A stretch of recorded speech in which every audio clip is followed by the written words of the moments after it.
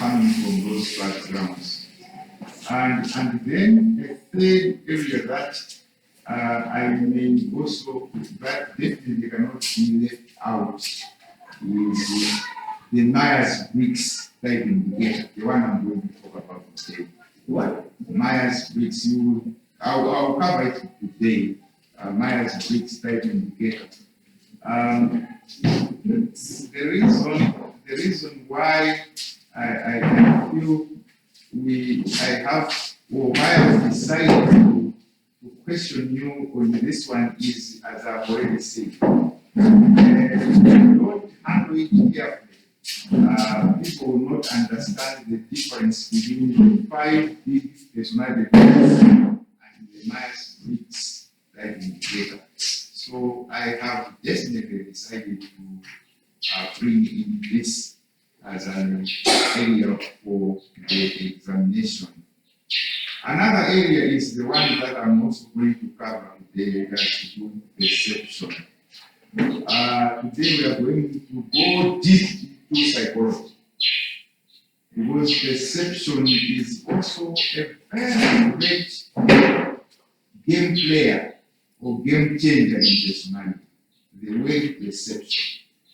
It's going to be, so today I've got 2 different tasks to do with you.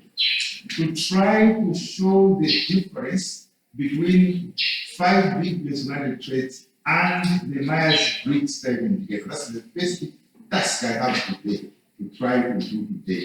Secondly, to try to bring in psychological terminologies on the issue of perception. You see, perception is a great, it plays a very big role in behavior and how we see things. So it's going to be typical psychology. And I'm not surprised. I'm not surprised because remember the roots of organizational behavior. The roots are social sciences. Organizational behavior has taken its content from psychology, sociology, social psychology, anthropology, and that is not the end of the list, because even if we talk about economics, it's a social science, it's a behavioral science, and it has also, organizational behavior also has some elements drawn from economics. Even politics is a behavioral science. It's about behavior, how politicians behave, how they behave, and so on. So I'm not surprised that the area that we are going to cover today about perception is purely psychological, and we need to understand the terminology. We need to understand what perception does to organizational behavior, because we will have to define what perception is and try to relate it into practical terms. So that is another area that I will also, you'll find that there will be an essay topic on the perception side. And the other one, so I've talked about the 3 key levels of analysis. You should expect the topic on that one. The personality factors that influence personality. You should also think about the Myers-Briggs type indicator, and you should also consider the perception issue to be covered. And then the other questions will be on the relationship between the person and the situation. Remember, there was a statement that I gave you to say that behavior is jointly determined by the person and the situation. Remember that statement, that behavior. This was after we had done the interactionistic perspective, which, for the sake of you to understand, I will go through it quickly again today. The interactionistic perspective, where we were trying to say that behavior is jointly determined by the person and the situation. Sometimes the way we behave, the way we react to certain things will depend on the situation. So you should also expect something with regard to the interaction between the person and the situation. We belong to different situations. As you were coming to this class, you are coming from your homes. The home is a different environment and is a different situation. The way you behave at home is not the same way you have behaved here, because the situation has changed. If you went to church on Sunday, your behavior must have also changed to suit the situation you were in. So definitely, I cannot forget to frame a topic and as a topic, a question on the interrelationship between the person and the situation. And finally, I will, there is also, I think, something to do with the importance of studying organizational behavior, the relevance of organizational behavior. I tried as much as possible at the beginning of these lectures to try to show you the importance of having organizational behavior as a course that is applicable across the programs, because I'm mindful of the fact that we are here pursuing different programs. There are people that are doing marketing, community development, resources, business administration, procurement, all programs, of course, the relevance of organizational behavior. So I just want to find out through the examinations if you have grasped the need for you to study organizational behavior. You see, you need to appreciate that organizational behavior is something that will help us not only in this semester, but also when you leave this institution and join other people, or when you get employed, you will very much use organizational behavior because you believe with individuals of diverse personalities. And this is what we must be prepared for. Right, so these are basically the areas that I'm going to test you on. What is the reason for having a mid-semester examination? It's a very simple question. It's a question that needs no answer, but I'll give you my own answer. My own answer is we give these periodic examinations to test two things. How effective we have been in delivering our lecture. So it's a two-way test. I'm not testing you just to give you a mark and then you go into the next semester. I am also trying to mark myself. Because assuming, for example, which I don't expect, out of you 23, 24 students, only 2 pass, I wouldn't blame you. I would blame myself. So an examination tests both ways. How effectively we have delivered our lessons or classes or lectures, and that is reflected by the performance. So it will also be a yardstick for me. I've taught very few people in this class. Most of you, this is my first time. So I'm looking forward to this mid-semester exam so that I also assess myself to say, okay, I think I was weak in these areas. So that's my understanding of giving an examination. The other one is through the mid-semester examination, I will notice, I will identify which areas were not well delivered. That's my personality. I like to assess myself first. Because I don't like to rush and say, well, the students are not attending, they have not performed well. Perhaps I did not do a good job myself. That's why they have not done well. That's what I want to find out from the semester exam. So it's also one way of self-assessment in the day. But I will also find out. So when we meet after the mid-semester examinations, don't be surprised if I come back and say, I think let's do again the Myers-Briggs. Because it will be now the feedback I'll get from you. So that's my area, that's the intention, that's the purpose of giving you the mid-semester examination. Get prepared, just follow what we have learned, and I'm sure it's going to be easy for you. Let's get down to real business. As I've said, I've already cautioned you. I'm trying to handle two things, and one of them is the Myers-Briggs.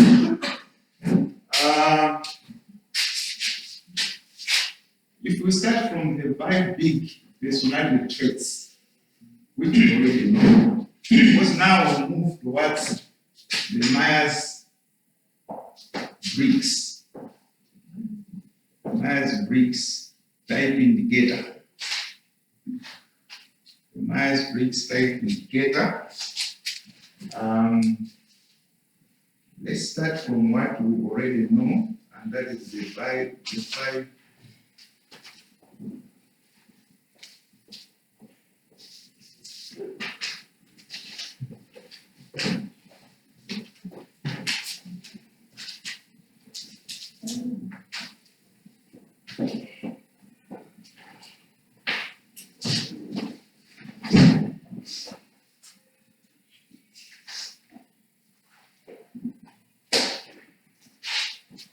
Just as a starting point, because our greatest task is to understand, to be able to compare and contrast the two. Both are tools that we can use to measure personality, to understand something about personality. But you will notice from the way we go that the 5 are called traits. Perhaps that's the first difference. This one is called the type. And I'll attempt to show you why there is a difference in terminology. One being called trait and the other one being called type. That will be something that I'll try to highlight as we go through this lecture. Again, I will remind you quickly about the old song about the 5 traits: the openness, the conscientiousness, and then the extraversion, and then the agreeableness, and then the neuroticism. Okay. These are the 5 that we have come up with, and we have said these are the big 5 traits: openness, the conscientiousness in terms of the level of thoughtfulness, the impulse control, and so many other things. And really, because you meet people on everyday basis, when you come to class here, you meet your friends, you can now start to see the areas in which they are strong or they are low or they are high on. The issue of openness is something that is not in the book. It is something that is with your friend that you talk to. You can see how open the friend is. You can see how interactive the person is. And you can judge this by looking at the communication skills that that person has.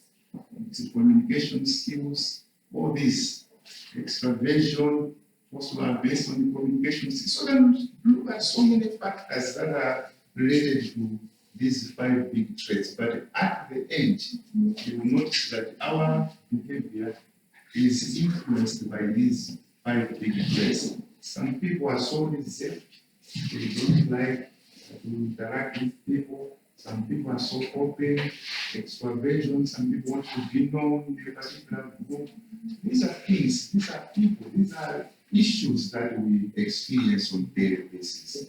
Even in our own homes, we know who is always talkative and who is always silent, keeps things to himself or herself, very clear as stated. Now, coming to the second area, these are traits. Remember how I defined the trait? Trait, I said it's a quality that is something that is within you that makes you special and distinct from the other person.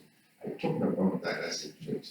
A trait is a special, unique, distinct quality that you have that makes you different from the other person. It could be a trait. And some of these traits are inborn. Some of these traits are inborn. Now, that is the starting point. Now, when we come to Myers-Briggs, maybe let me explain who is Myers and Briggs. This is a lady called Catherine Myers, and I think this is Isabel Briggs. So there were two ladies. It's interesting that two ladies have produced a type of personality measurement tool. Myers was the mother of Briggs. So Catherine and Isabel, I think Briggs, so it's like we call it a mother-daughter type. Mother-daughter type. It was developed by a mother and a daughter. They came up with a type indicator. It's an indicator of personality. You can also identify personality by using this, which I've said it is abbreviated MBTI. Myers-Briggs type indicator, MBTI. And I'm also interested, or it is also of interest to us to know that this indicator was developed in 1943. 1943. Why am I interested in the year? I'm interested in the year because sometimes we say in history that life is lived forward but understood backwards. People have always said that. Life is lived forward but understood backwards. Your behavior, your style of life now can be traced back to your background. What we are doing now, I am what I am because of the experiences I've gone through in the past.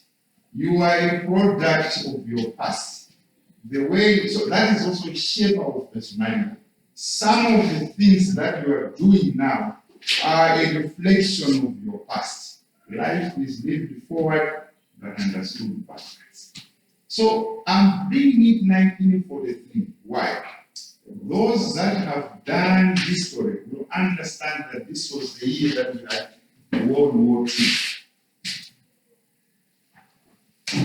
And that is the genesis of Myers-Briggs. This was the year that we had the World War II, I think, ended in around 1945. I was not a good historian at school, but what I don't forget is the end of the Second World War in 1945 and what happened to Japan and the last bombings that hit Nagasaki and Hiroshima. That's what I remember about the history. The rest I can't remember. But the point is this.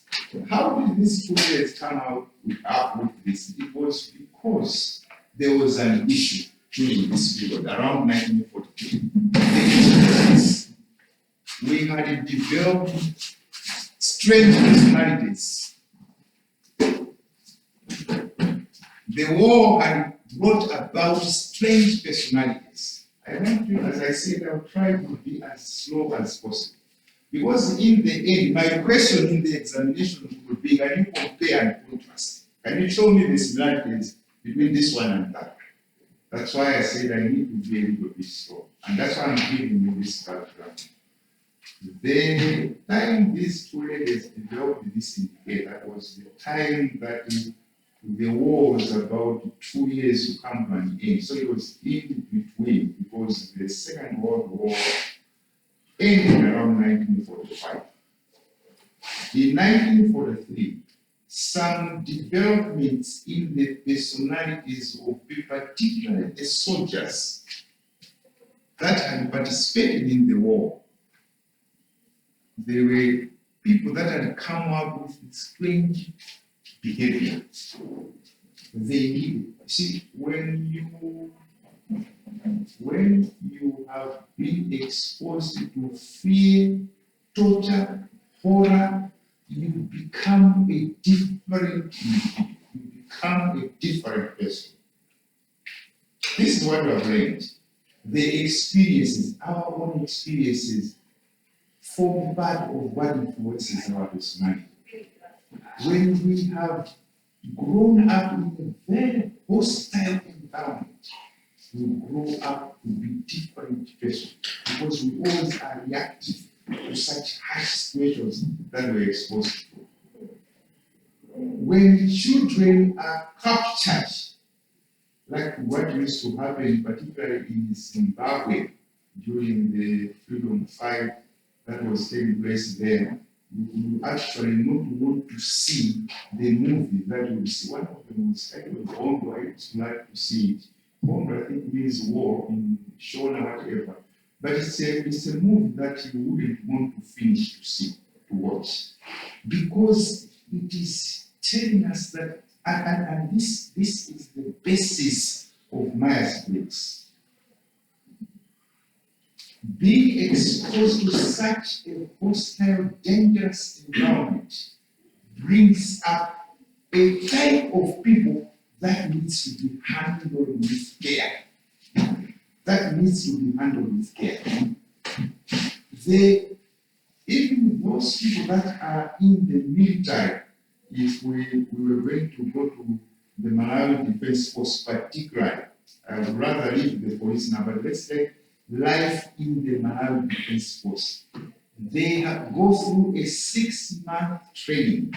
At the end of the 6-month training, they become totally different personalities. They have been exposed to hardship. So they become different personalities. They change. So they need to be accommodated in the community or in the organization. And this is what we're going to look at. And this is what Myers-Briggs had to look at, the two ladies. They noticed that because some people had joined the war, the battlefield, they had seen their friends being killed, falling down. There is a book titled Captain Obstinate, and is something, an account about the Second World War. And there is one thing I've learned from that book. It talks about these people are trained to take orders. There is no time you have time to question. You take orders from your seniors. These are the people that came back from war and had to be assimilated into their society. And that's why these ones, the two ladies decided to bring up the two indicators, the type indicators of personality. Particularly of those people that had to be taken back into their society after fighting, after witnessing bloodshed. And they see a lot of things. They see a lot of horrible things. Now, the brain is one of the best computers that we have in our bodies. And it has got a server that keeps everything that we see and that we hear and that we can remember. It's put in the brain. And as we'll see in perception, it is said that when new information comes to you, it usually goes into your brain and goes into the server, and the server searches similar information to match with what it has heard. So it's like there's what we call assimilation. Okay, assimilation and accommodation. I'm taking time because I want you to understand these two ladies who are psychologists anyway. Okay. So when you get something new, it goes into your brain. The brain searches to match what you already know and then translate it into what you think it is. If I showed you this, because this is psychology today, you all quickly say, this is a dust, something like that. Because what has happened to your brain is quickly, what you have seen, you have matched it to the bank of what you already know about this. That's what it means. Okay. So this the captain obstinate, because one thing these ladies learned about was that soldiers always obey instructions from their supervisors or from their bosses. And Captain Oxnett, in that novel, there is a story of Captain, was actually called Captain Oxnett, as they were retreating because they were losing. So the captain and his group of his soldiers were retreating, going back to their camp because the enemy was almost about to capture every one of them. In the process, Captain Austin was shot in the arm and in the leg, and he had difficulties to run. Now, he had a friend. Remember organizational behavior. You remember the 5 personality traits: openness, extroversion. He had some friends, and one of the soldiers who was junior to him noticed that the captain had been shot behind. He decided to retreat a little bit to save the captain. His aim was to pick him on his shoulder and try to run with him to the camp. Because if he left the captain there, he was going to be captured by the advancing enemy. Now, interestingly, and that's what is the basis of this polemics, Myers and Briggs. Interestingly, when the soldier retreated and tried to pick the captain gave an order. He said, "Leave me, go and join your friends." Now, in the army, an order is an order. You don't ask questions. So the captain said, "Leave me and go and join your friends. I will see my way, whether I'm captured or killed, but leave me." Now, organizational behavior. This gentleman had a level of conscientiousness because he thought about this captain, a good captain, so he said, "No, I'll still carry you. If you die, let's die together." He had disobeyed the command from the captain. So eventually he managed to take the captain to the camp, away from the advancing enemy. And the captain was saved because he was treated. But what happened? When the captain got better, he summoned the soldier and said, "You did not obey my instruction or my order, so you will be jailed." And he was killed. Now you look at that. Orders have to be obeyed. Orders have. Now these are the type of people that this world is studying. Those that are used to orders. Those that have to be told what to do and they have no time to ask questions. So this is the area that the two ladies studied. So it was during the World War II, 1943, we had soldiers that had gone and fought and were eventually returning to join the society. It takes time. I've always said this. Even when in Malawi, we are sending soldiers to DRC under the United Nations Agreement, I can tell you we are changing the playground. We are disturbing this equilibrium in the social relations that are there. It's not as easy as I'm going to DRC for 1 year. There are so many factors that are taken into consideration. I believe those people also meet people who are a little bit of psychologists who try to prepare them psychologically. It's not the money that they'll get when they come back. Whether they get 30 million or 50 million, it's not an issue.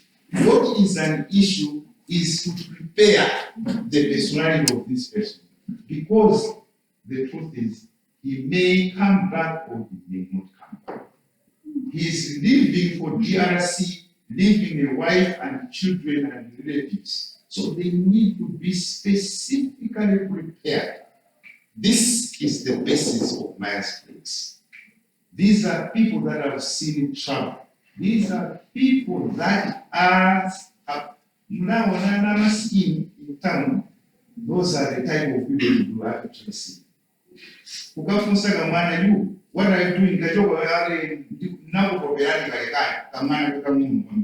Because yes, that's what you're seeing. That's what they'll tell you. Why are they behaving like that? It's because they have experienced things that are above their estimation. If you wanted to explain that behavior as psychologists, we would say it's because at their age they have gone through torture, they have gone through pain, they have gone through horrible experiences. Now, from their little brain, they have grown into adults at an early age. That's why they can say anything against you. So this is what we are going to look at. How do we know the type of behavior of such people? So it is a type indicator, not a trait. He was just, or the two ladies were just interested to see the type of people that had come out of the battlefield. Maybe they are retired, maybe because the war was coming to an end, they were now withdrawn, at least they had come back, people that were alive, they had not been killed, but they had changed. They were showing different personality types because they had gone through tough times. It is not easy. With due respect, I live across or near some shop owner who is a Burundian, and sometimes once in a while I have a chat with him, and he tells me multiple stories about how he managed to escape from his country, from that type of extermination by the Tutsis and the Hutus. And the other time there was a funeral, so I told him, I said, can you close your shop to go to the funeral? He said, but my friend, I want to marry one being in the man. I don't even get afraid of somebody like that. I could understand him. Because of what he had told me about what he had seen. He had witnessed his mother being butchered by the soldiers. And when I say butchered, it means the body parts being cut into pieces like you do with a chicken. This is what it tells me. I saw my mother being butchered by these terrible soldiers or people that came to our surrounding. I saw my father's legs being cut by an axe. Now, those experiences will change your personality. Those experiences will bring you up into a different person. That's what we are looking at. And this is what we expect when you start working, because you'll be working among other people. You notice that people react differently. A simple thing, can we do this? And then somebody says, why should we do that? Who is he? And so on and so forth. It's because of what we have gone through. So, coming straight to this, I can say that the MBTI is a personality assessment tool. It is a personality assessment tool. It's a personality assessment tool. That was developed in 1943. Sorry, I think I made a twist. By Isabel Myers and Catherine Briggs. Developed 1943 by Isabel Myers and Catherine Briggs.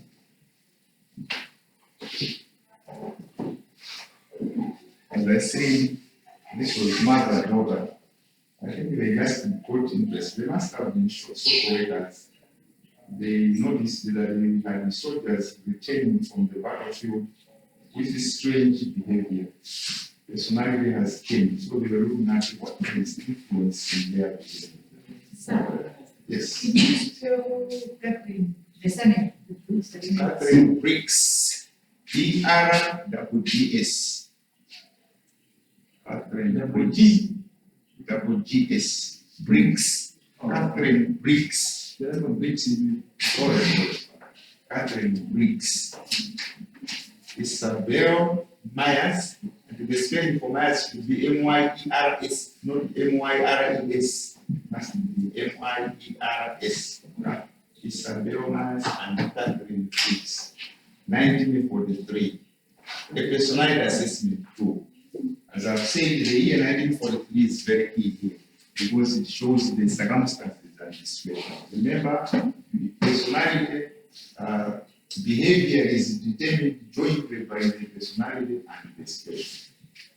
So the situation was that if you look at people in Ukraine,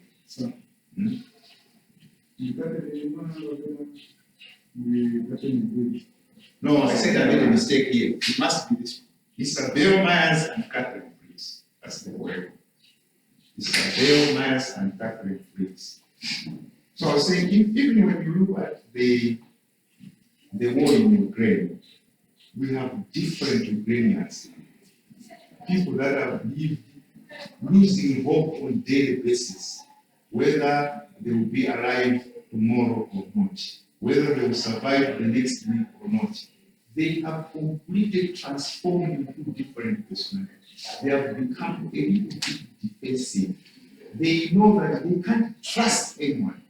They know that this is a time of war. So Ukraine, the people of Ukraine, have to be pressed back. And I think this tool will be used at that time. At the end of the war, you still have people that are frightened of anything. They will not trust any strangers because they will think that they are Russians coming to kill them as well. And you know, as I've said, when you have gone through hard times, particularly during the war, you develop a special type of personality, and your behavior has to be prepared to that type of situation. There was a time in Malawi, I remember it was on 7th July 1987, when there was a rumor that soldiers from Mozambique had come into, particularly Longo, because I was within Longo at that time, and that they were killing people and it was soldiers. What had happened was on 6th July 1987, we had the president of Mozambique invited to join us for celebrations, Republic celebrations at Australia. Now, I think during his speech, he mentioned something about the war in Mozambique, because at that time there was heavy fighting between Frelimo and Renamo soldiers in Mozambique. So I don't know where people got the story. So it happened that on 7th July there was commotion in Milonga, I was around. Now, what we found was very interesting to show that Malawians are not ready for, they don't have that personality. It was so interesting. You found people, a group of people, running away from Area 25, going towards Likuni, and another group from Likuni going towards Area 25. And they meet at the stadium, around the stadium. And this was, as where are the soldiers? This one, we are waiting at this way. So they will better start returning going to Kawai now. So it was like people running to no direction. This just shows that we are armed in times of war. We don't know how to play. Surprisingly, somebody in Area 25 had a hawker. So he started putting in cartons of soap and then put on Jesus running away from us. We are going to sell this in this war in that. It simply showed how unprepared we are. That's what I'm trying to say. But these people that we are living with, either from DRC, from Burundi, from wherever, you should know that those people are well prepared. They are well prepared for such events, because they have gone through that type.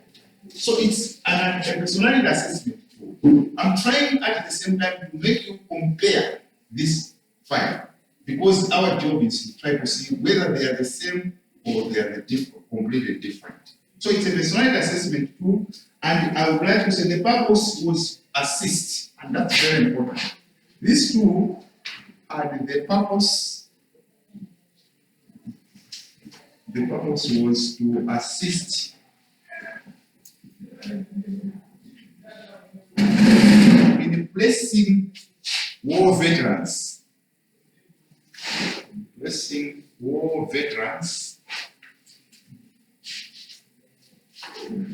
in occupations that would suit their personalities, in occupations that would suit their new personalities.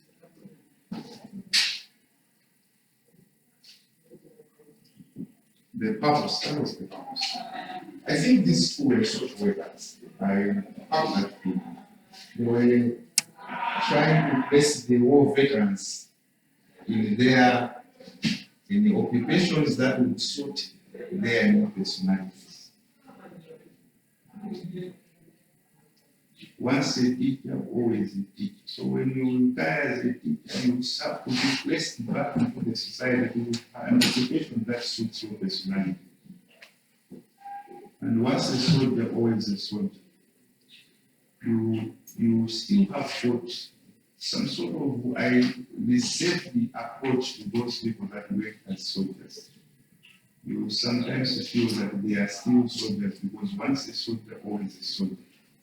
In other words, the special, and this is also letting me teach again the third level of organizational behavior, which is the organization.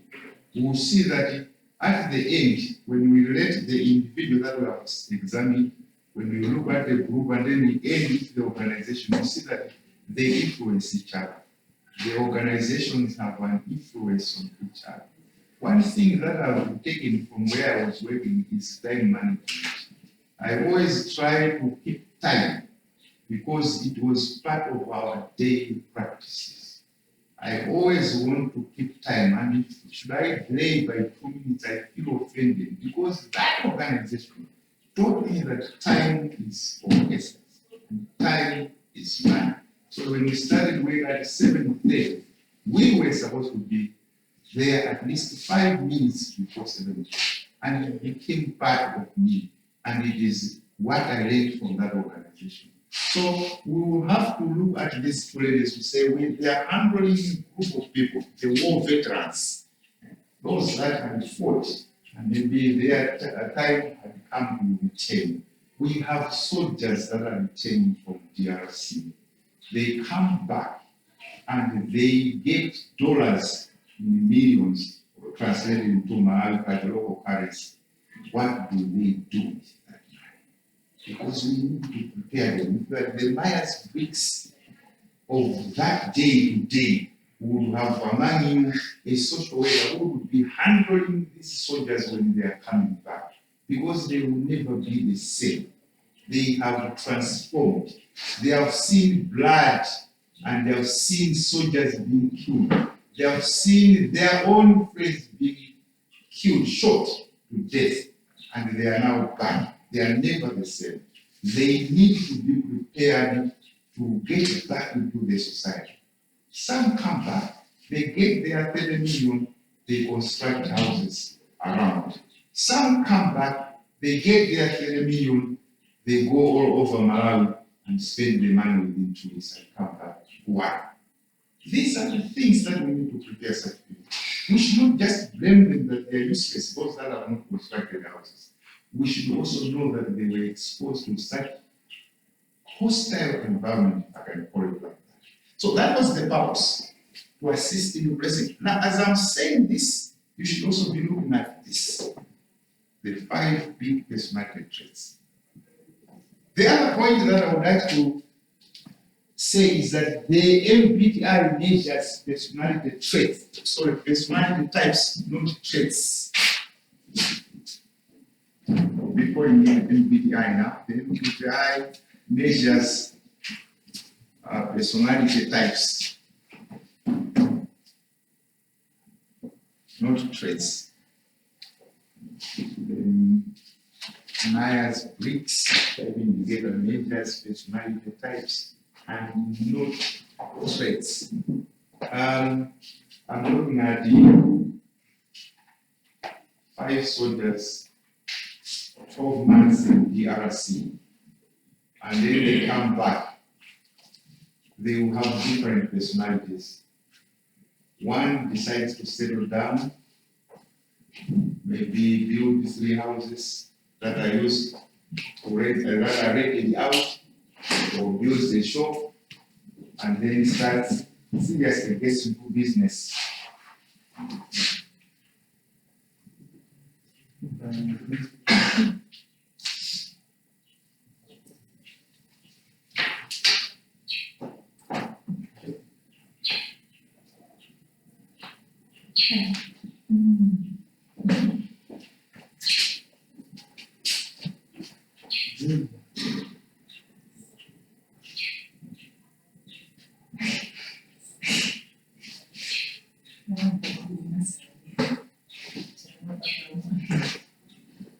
So the MBTI measures personality types, while the Big Five measures traits.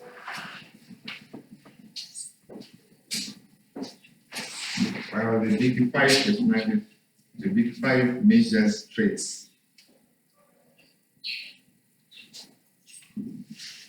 So when I wanted to find out what is Myers and Briggs, I wanted to see what type of people come out, because they could not qualify that as traits, but it's like a type of behavior. What happens, or what happened to you the first day you stayed at a secondary school, particularly those that were in boarding secondary schools? The first term, and when you went back home, definitely you had a certain type of personality that had been added to what people knew you or the family members knew about you, because you must have learned something. There are certain things that change. So you are looking at the type of person you have become, not necessarily a trait, but rather the type of person you have become. When you graduate here, you will be a different type of person, because in addition to other characteristics of your behavior, you have added a degree, and that degree will have an influence. And you see, when you behave differently, there is always what we call social pressure. People will question and say, this one really have a degree. Not necessarily in terms of employment, it is part of the behavior that will be measured. You say yes. And one of the qualities of somebody with a degree is to see how analytical you become, how you develop, you increase, you enhance the level of consciousness, the level of thoughtfulness. You see, somebody who has got a degree, sometimes the difference between those people that have never been in a class like this one and you is that they will laugh at anything, even silly things. So nobody what are they laughing at? You see, because their level of thinking is so low and so sharp. So you become also a different type of person because you have got a degree. It has an influence on that. So the MBTI measures personality types, while the Big Five measures traits. Then we come to the complicated part. They brought in this, and that is also, I think, very important, because we have the dimension. We are still looking at the two ladies, and then we have an explanation. This is what the framework that they developed, the two ladies. The dimension, and you can see some of the words are almost the same as in the Big Five. They say one of the dimensions, one of the types of people that came out of the war, that way had to be placed back into occupations within their society, was extraversion type of people. The same extraversion, but you see that the explanation is a little bit different. Extraversion. Extraversion. The same extraversion that we have found in the Big Five. They say there is a type of people that we can say their personality is related to extraversion. And what is the explanation? The explanation is those war veterans or those people who derive their energy from other people or objects. People who derive to get. What is this that these two ladies are trying to say? If you look at extraversion from the Big Five and look at extraversion the way it is explained here, they are toward the type of person that comes out. Those people that derive their energy, okay, what pushes them on what makes them go on is that they derive their energy from other people. Remember the captain Oxney thing? These soldiers were used to derive their energy from others.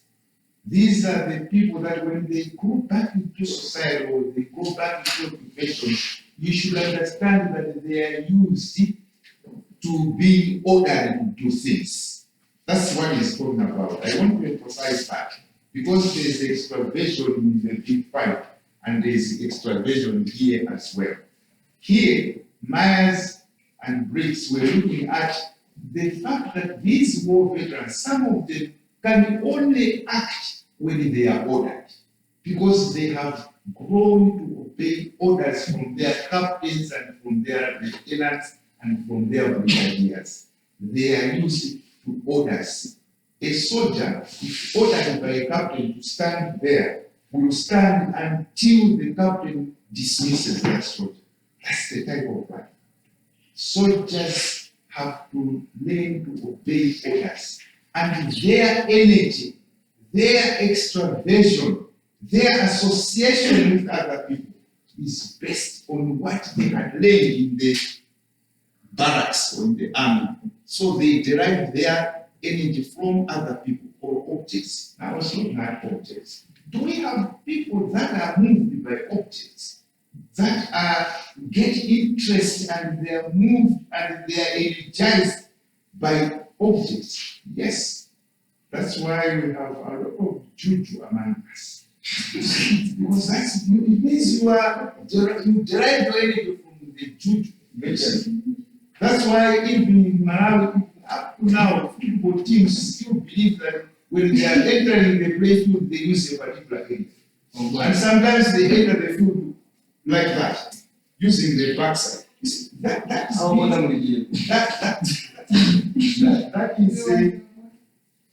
many are football players here? Do you believe in juju? Yes, sir. So you are the type of people that are excited by objects. That's what it is. They are excited by objects.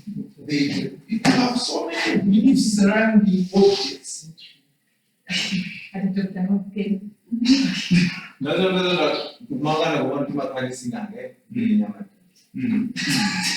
Deriving your energy from objects. That's exactly how I can say it. I see so many. You ask me, I was already saying, Saturday I come to teach, Sunday I come to teach, and it's full time. I rest on Saturday and Sunday. But one interesting thing to agree with the objects is that sometimes when I'm going home, around 4 or 5, I always meet quite old people carrying some bags, and you ask them, they are watchmen around these houses. For those that have not recruited the G4S or the kind of those that have recruited. Now, one interesting thing is that most of these watchmen are old, very old, maybe older than me. So I feel it's a question of that the fact that when they're guarding the house, maybe they use to do there. Yeah, they do. So that the thieves do not see the house, which are lots of things. So this is what extraversion, according to the true ladies, is all about. They are looking at the type of people who actually do something when they are ordered by other people. Remember this, people who derive their energy from other people. Soldiers derive their energy from orders from their captains. And sometimes there are a lot of belief in witchcraft. Herbalists. You find somebody like yourself with the degrees to rush to the wood to see Dr. So and so. So you find those, and it's strange. Sometimes you find very respectable people there. Looking for assistance. They want to have fortune, they want to get promotion and things like that. These are the most of the people that will meet in the workplace. You actually say, and you know, in the workplace, you actually sometimes fear that you say, you don't part of it. You don't even want to, what they so many things. You should not be surprised. You find some people when they are entering the offices, they have to jump from there to the office. They don't have to stay on the doorstep. Because that would be a loss of fortune. So they jump. Why are you jumping? It's because of deriving their energy from such type of objects and beliefs. That's how Myers-Briggs explains the first type of persons you Sir, can find. Yes. can we say that, like you said, the soldiers, like maybe they derive their energy from the object, such as the guns? So you can't just go That's very true. Because it's part of their bodies. I totally agree. Because it becomes part of their body. So they always feel comfortable when they have that weapon with them. And they feel happy. For me, who was never touched a gun, just touching it would be frightened. So you're right. So the objects we also talk about the guns. Exactly. That's right. Exactly, that's right. The gun, I didn't think about that, but that's very true. Particularly when we're studying the soldiers. There are those weapons that become part of them. They feel comfortable and safe when they have a gun in their back. That's right. The second dimension, which forms the type of person they found, is what we call sensing. The sensing dimension. It comes from senses, sensing dimension. And this has to do with those who rely on their senses to perceive. Those who rely on their senses to perceive the surrounding. Those that rely on their senses to perceive the surrounding or external environment. External environment. Those that rely on their five senses, the sense of ear, smell, touch, feeling, those are the five senses that we call the five senses. Now, what is happening here? What is happening here is these war veterans, those that have survived and retained, they noticed that they were so much concerned with their senses. They were so much concerned with their senses that you had type of people that would believe in their senses. Okay, what am I talking about? What I'm talking about is this. I grew up, I come from an area where there used to be so many snakes because it was a bushy area. So many snakes. So many snakes that during our days as children, it was not surprising that we would wake up in the morning and find the whole black mamba coiled around you. And just like, so wake up, you do this, you find you have slept and the snake was just being over. And that's when I learned one thing, that snakes don't bite until two things have happened. One, you have disturbed it, you have provoked it, exactly. Or you have disturbed it, maybe it was trying to catch a bird in a tree, and suddenly the bird runs away, flies away. And then the snake will look, what has chased this? And she will not see it. These are, otherwise you can live with those snakes. Where you live with them, sir? Yeah, but it was unknown. It's only in the morning you wake up and then the assimilation thing comes. They say, oh, so this was the snake. And when you get frightened, then the snake also gets excited and it disappears. But that's not the point of the story. I want to tell you that because I grew up in that environment, I rely on sense. I can tell you because of the experience that we had as children, whenever we went into the bush, I don't know how it happened, but it was common and it was true. Whenever you are going into the bush, they behind you for bears or grasshoppers, and should you find that suddenly you stop and your legs are difficult to push forward, you would suspect that there must be a snake around. And it was happening automatically. Because they're so used to that environment. No, I don't think so. Because I never used to go outside. But it was something because I had grown up with that environment. So find you are going and then somewhere you stop suddenly and then you find you are able to start searching. There must be something around. And true, you find a snake just somewhere closer by. So it was like that type of warning that was intact in us. That's the sensing that so this let's relate it to the war veterans. Because the soldiers had been in the bush for a long time, they had learned something about sensing danger. They would easily divert and say, no, let's not go this direction. Let's change to this. Why? I can sense some danger. Possibly, this is the type of personalities that have come out. So that was part of their life now. They would easily sense danger, they would easily sense something good that was going to come their way. So that's the second thing. Those who rely on their senses to perceive the surrounding or external environment. The other one is judgment. The other dimension is judgment. Judgment.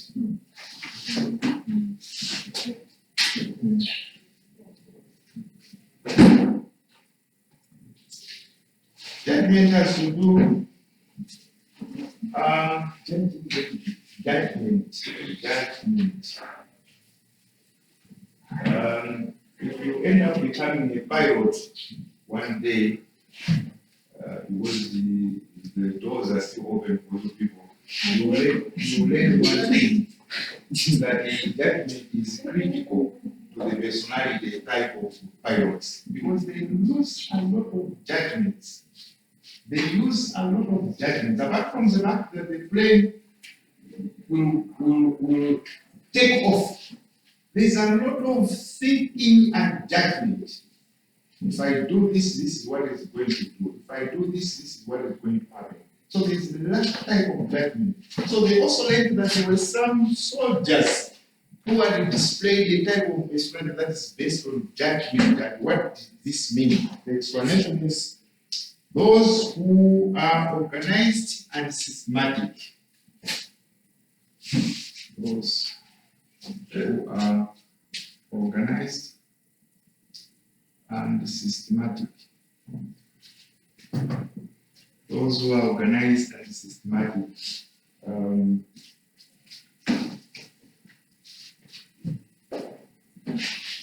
They make judgments, they like to judge situations and then try to make systematic decisions. Because in the battlefield, particularly, I think this was the personality trait that was applicable to those that were in of senior positions in the army. They have to make decisions and to have to judge situations and then act accordingly. And then another one is the dimension of perception. And this is what is going to lead us to the last part of today. Perception.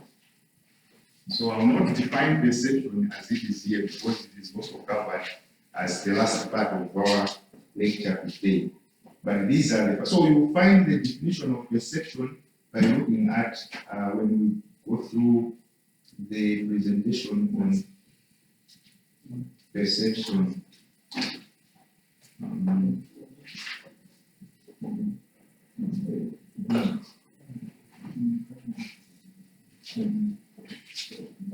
As I said at the beginning, I really want to finish this before the end of the lecture. Sir. Yes. Sorry. What is Register. where is the register? What do you want to say?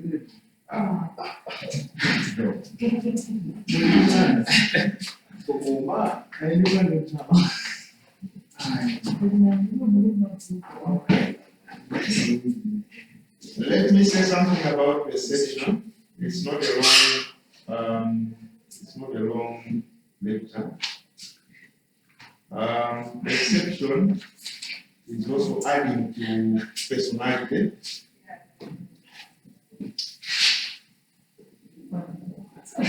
And it is also doing something to behavior. Perception will be defined as false. In this perception, when you mention No. Perception according to the two ladies. okay, I need to give that. yes, for explanation. You are right, I didn't.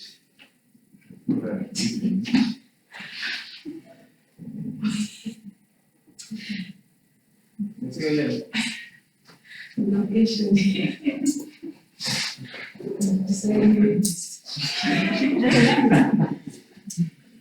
Those who are curious and open-minded, that's how it should be put. Those under the Myers-Briggs, those who are curious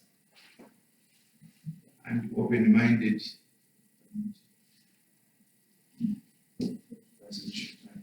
Those, the dimension, the type of people did not have perception.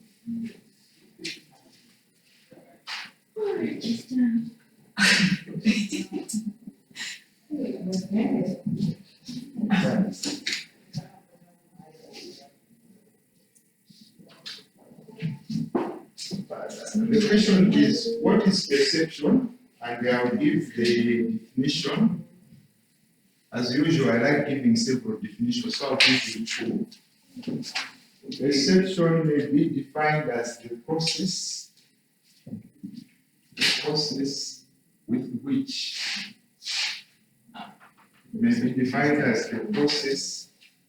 individuals detect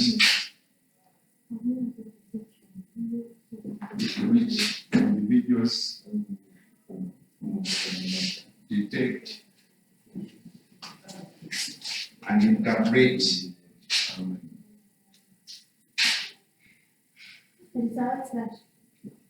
perception. Perception is the process with which individuals detect and interpret environmental stimuli.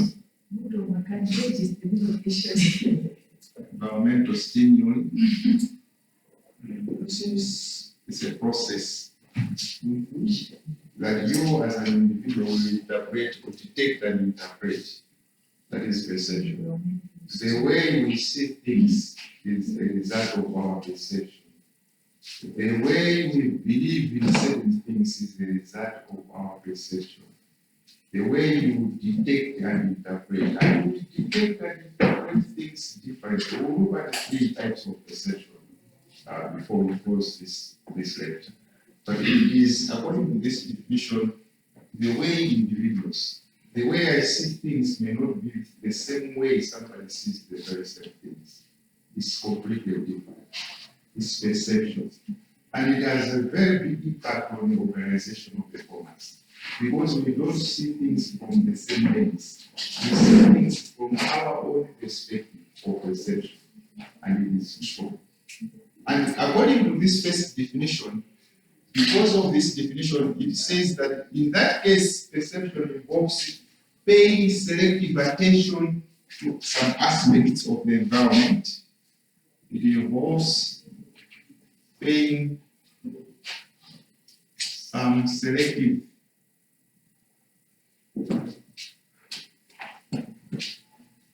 attention to some aspects of the environment.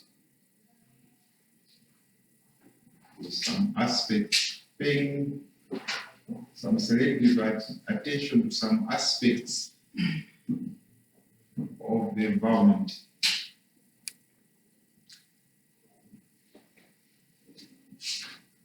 There is always a selective attention.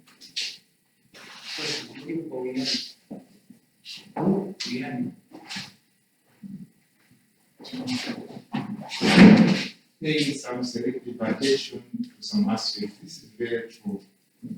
When you are trying to analyze, for example, I'm standing here in front of you.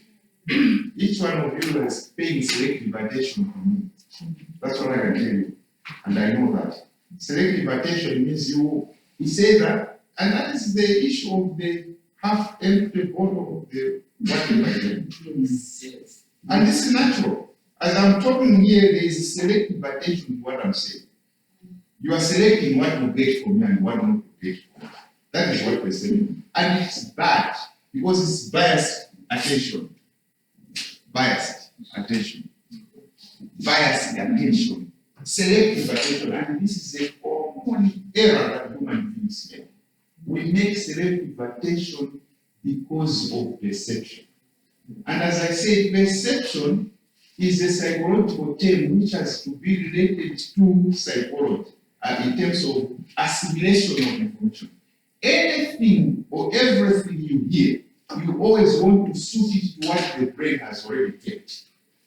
That's what happens, and that is called assimilation and accommodation.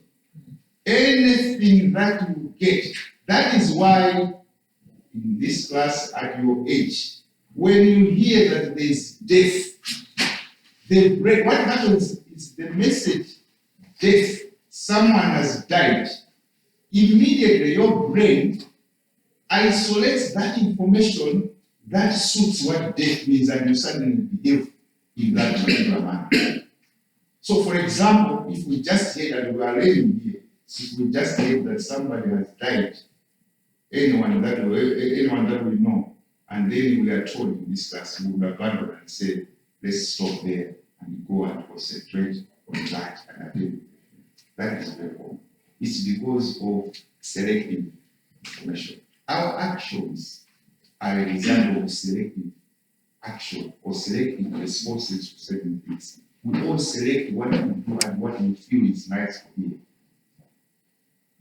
Now, surprisingly, have you noticed that the issue of death is more frightening to you than to children? I get surprised. The issue of the way these kids in the nursery school, even if you went there and say, oh, someone has died, they will not even know, they will not get surprised. It's because of their assimilation capacity. That message has not yet registered in their brain. So, waste of time, because they don't even understand what it means, the extent of what that means. But that same statement to you will make more sense because of the assimilation. Because in your brain, you have already registered information which is stored in the cell of your brain. So when we talk about death, this is what it means. I was telling the class yesterday, the weekend class, that to show that the anasama of Ifa, I found the Anna girls about 6-7 years, there were 10 of them.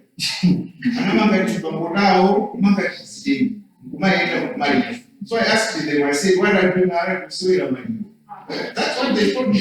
It just shows that they are not afraid of death. So I stopped them. I said, can you stop? This is a bad play. Can you play a good play, not this one?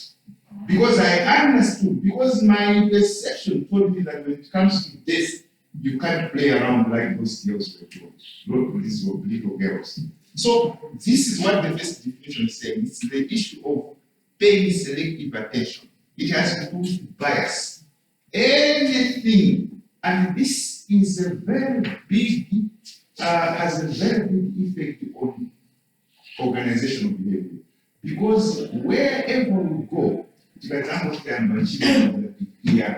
the first thing, the people you meet, the people you will be working with, they will have this type of selective perception, selective information. They will try to teams and groups will see how you get used to a team. Groups, how do you get accepted in there are 5 steps that we will about. Okay.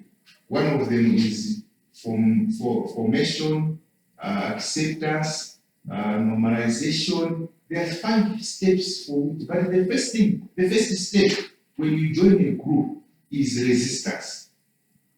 That's what you notice. Because there's too much selective collection of information. They will start questioning, they will start asking you anyone in a group, and that's what we're learning next week about groups and teams. The moment you are new to a group, there is that type of resistance and selective information. That's what happens. So any new person in a new environment and in a new group, the first thing you should realize is total resistance and what you call trying to push you out of the system because you are changing the situation. So when you assume you get employed, let's say ESCOM, human resources or business development manager or brand manager, ESCOM, based in Kora, you are there. The first day you report at work, you will remember this selectiveness. Because you find people whispering, who is she? Maybe in the rest of the room. Okay, what has she come to do? She is now our human resources officer. Okay, what has happened with the other?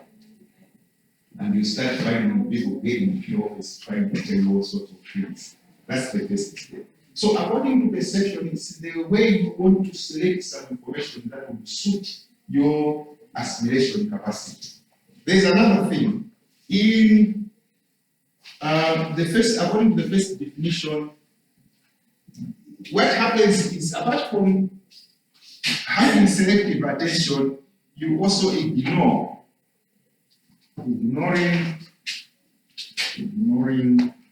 other elements. In the process, you ignore other elements. Perception is detecting and interpreting. And you interpret things differently.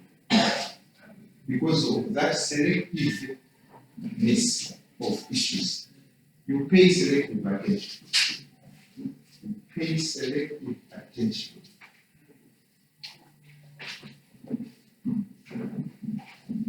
The second definition is perception is the organization, identification, and interpretation.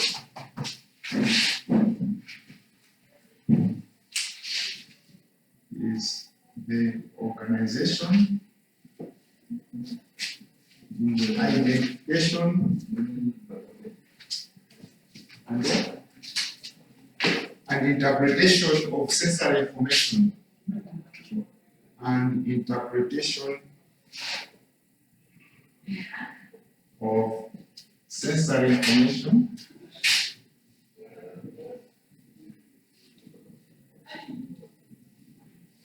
It's the organization, identification, and interpretation of sensory information to represent and understand the environment.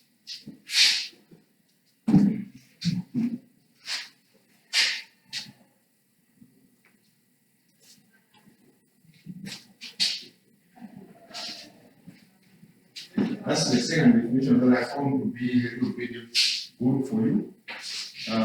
Organization, identification, and interpretation of sensory information to represent and understand the environment.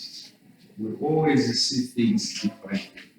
We don't see things from the same angle, from the same mirror, because we have got selective attention, because we ignore certain things and value others. And the issues of values are coming in, the issues of personality are coming in, and therefore that also influences our perception. When you look at education, what is your perception about going to school, getting your degree, getting your masters, and so on? What is your perception about family?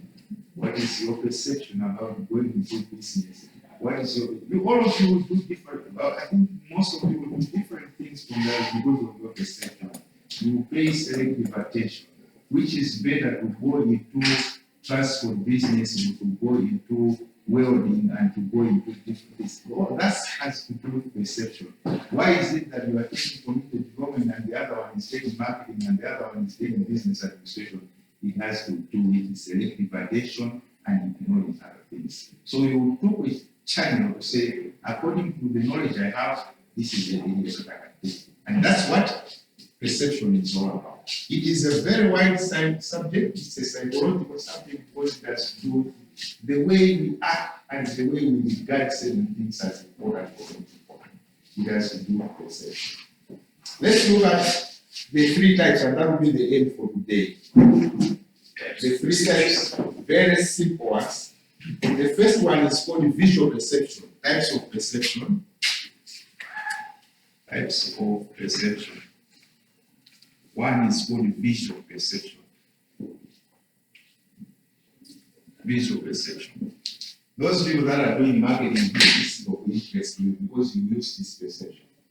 You need to cheat customers through visual perception. Marketing or selling products is to cheat, to try to cheat visual perception. Remember, I'm saying perception, there is selective information information, you ignore other things. I still remember my grandmother, so many years ago, she used to sell salt, kitchen salt. And there was a visual person. Surprisingly, somebody not as educated as she was, she still knew something about the visual perception. The only thing is she was not taught that in class. But she used a lot of visual perception. She would have a very big cup and then make sure that she puts in the kitchen salt like that. And then people would come, how much is this? That time it was so cheap, I think it was equivalent to 5 kamba or something like that. And then somebody will say, okay, so look at how big the cup is. And the way she has packaged the salt, so nice and attractive. And then when you wanted it, she would simply say, like that way. And you find the salt is very little. Half of that cup is full of sima. And then what is above is the little part where there is the salt. Visual perception at its best from my grandmother. Visual perception. Visual perception. So that's what it means. Yeah, they do it. They show you a shoe that looks good. When you are going buying the shoe, you wash it, you can see the color. So many things. These no somewhere in the minibuses. You find as if the minibus is already full. You go in one moves out, two move, another one moves out. That's visual perception. That's visual perception. That's what we are talking about. So visual perception, it goes beyond physical information. Okay? Goes beyond physical information. It goes beyond physical information. That's visual perception. It goes beyond. That is why companies are so busy producing products that have the visual perception aspect, going beyond the physical information. So when you choose to use Dettrex or Protex or Lifebuoy or Geisha, it has to do with visual perception, going beyond what you see as a tablet of salt. That's why I'm saying when you see something, you see more than what you see. That's visual perception. That's why you choose products and somebody will choose Geisha and somebody will choose this type of bathing soap. Because your choice is based on visual perception. It's going beyond the tablet of soap. Have you never noticed that? Try to drink a Coca-Cola from a glass, you see how little it is. But drink from the bottle, you feel like there is much. And I don't like drinking a Coke from a glass. I like to drink straight from the bottle because someone in the road food it up. Yeah, because it's the same quantity anyway. Even when you put it in a glass, it's only the shape, it's only the visual perception that is there. You believe that maybe because of this, there's more that I'm doing. So that's the visual perception. The other one is called the self-perception. Dangerous one, this one. Self-perception. Self-perception is how you look at yourself.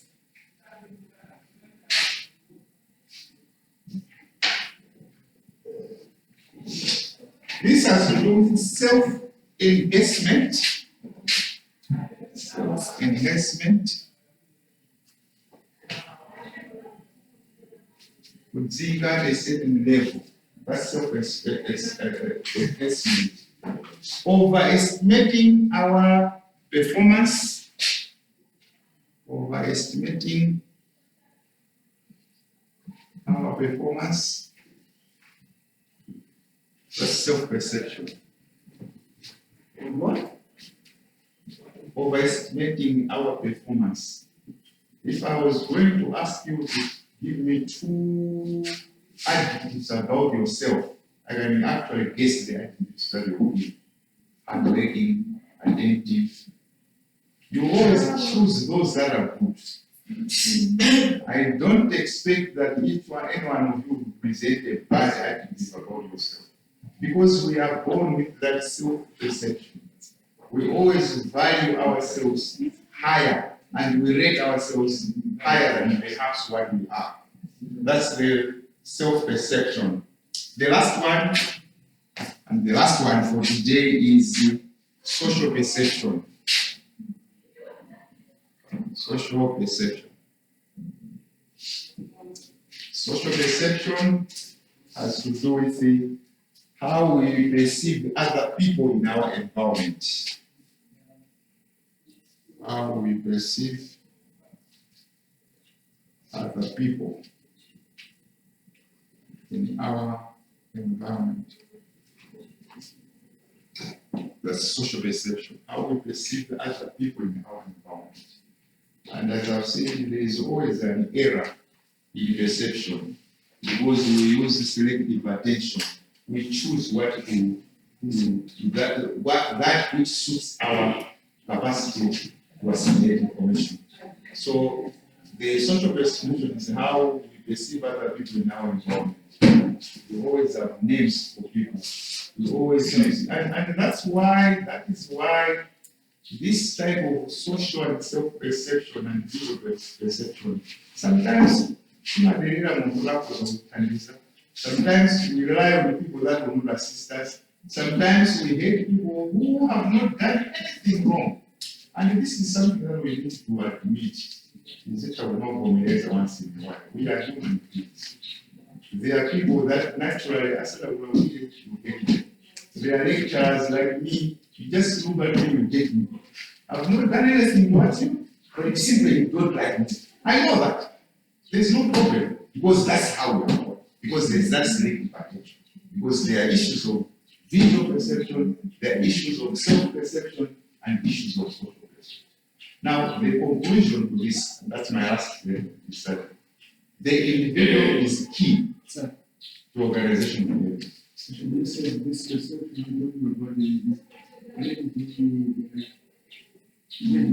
you speak a little bit louder? The perception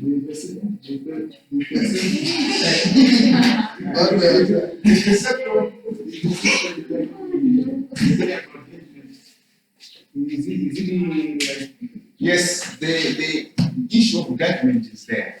Because the way we perceive has to do with judgment. So how we perceive is how we judge other people.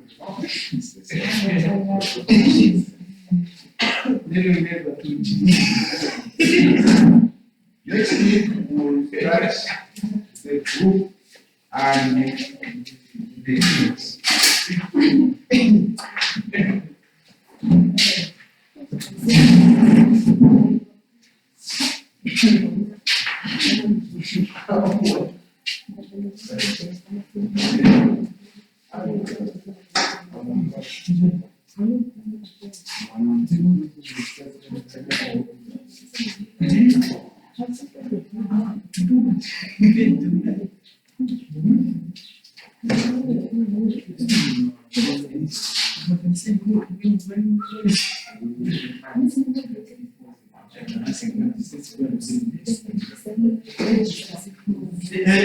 I say, we are able to say that.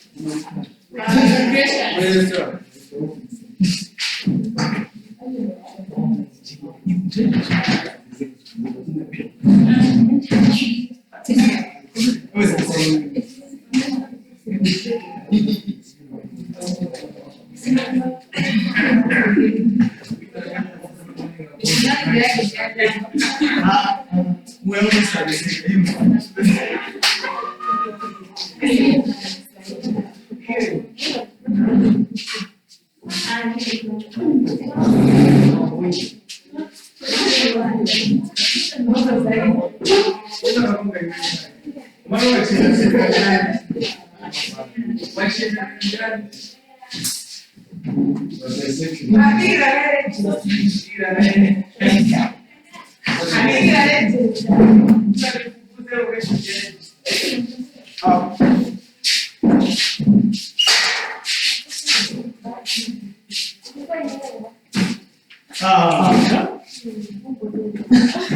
I'm saying that we will.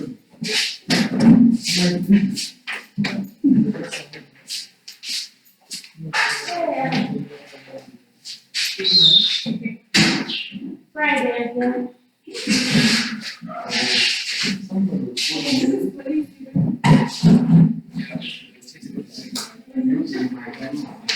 My wife